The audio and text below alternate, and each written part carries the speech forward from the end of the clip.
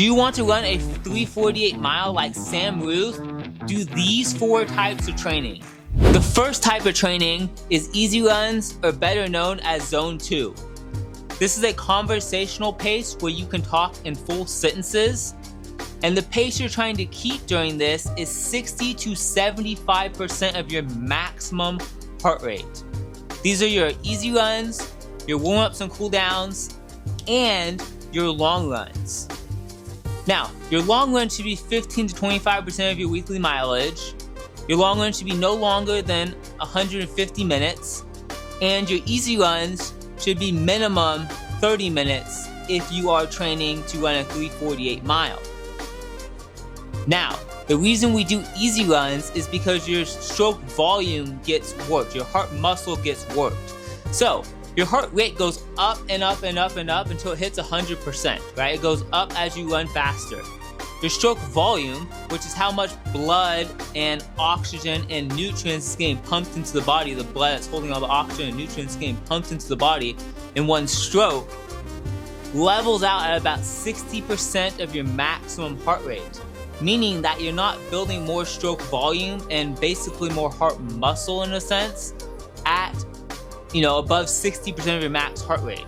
So when you run at 60%, you're running a lot slower pace, meaning that you're going to be spending more time running at this pace, at an easier pace, which is less stress on the body, but you're still building that stroke volume to get oxygen and nutrients to the body when you need it during your harder runs. So work on this Zone 2, make this 80% of your weekly mileage.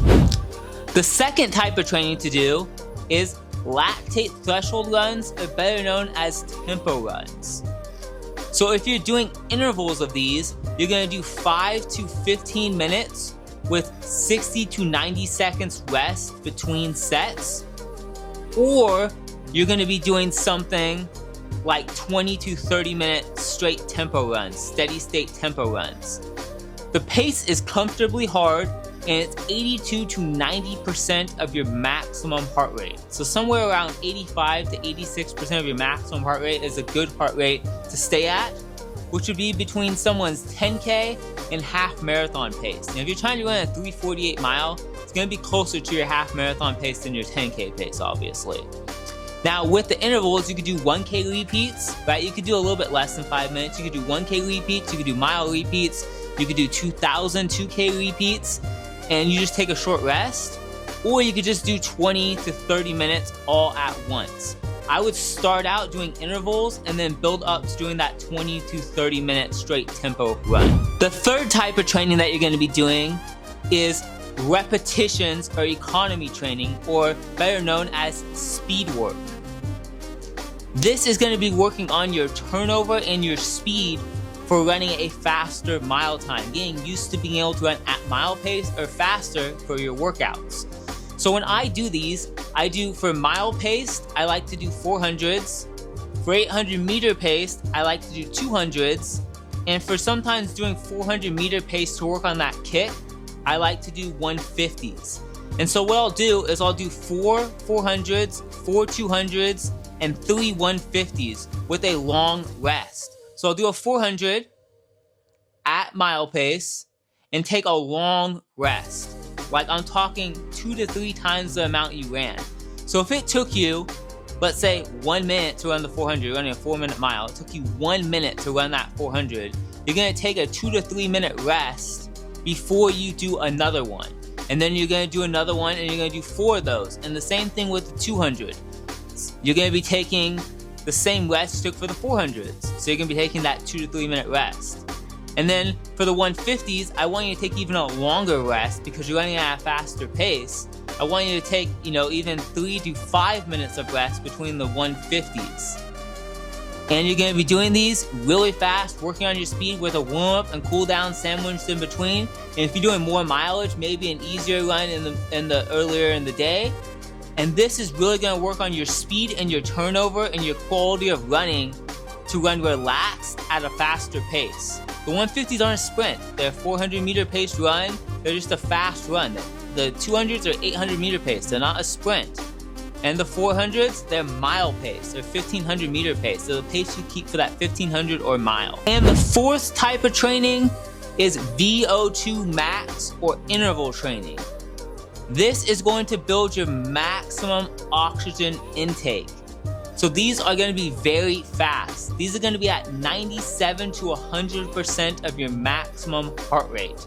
The first one, you may not hit 100% of your max heart rate. You may only hit 95%. But as you start creeping up, you are going to hit a very high heart rate.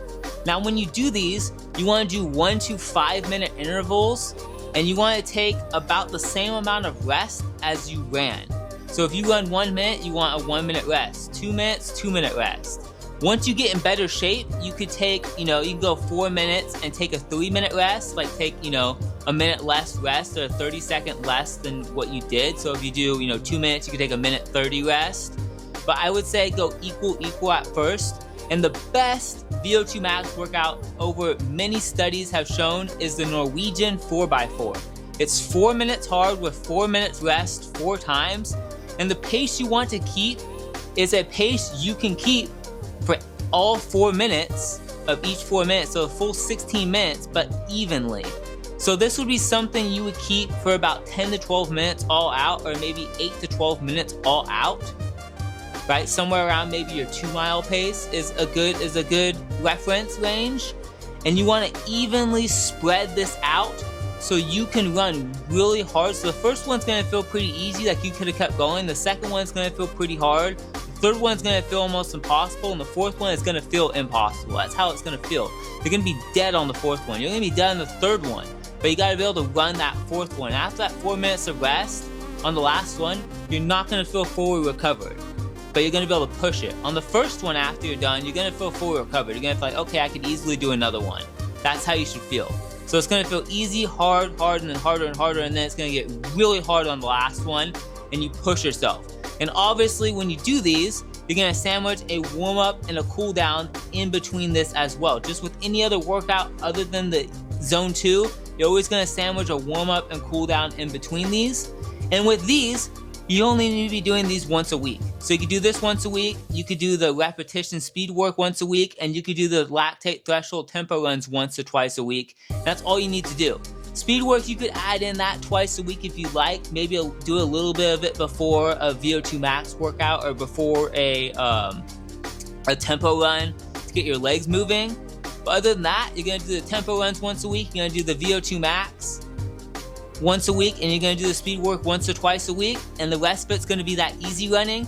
And that's how you're going to run a sub 4 minute mile to run that 3:48, just like Sam Ruthe. If you guys did enjoy this video, please click that subscribe button. If you guys like to see how to run a faster 5K like Jakob Ingebrigtsen, check out this video over here.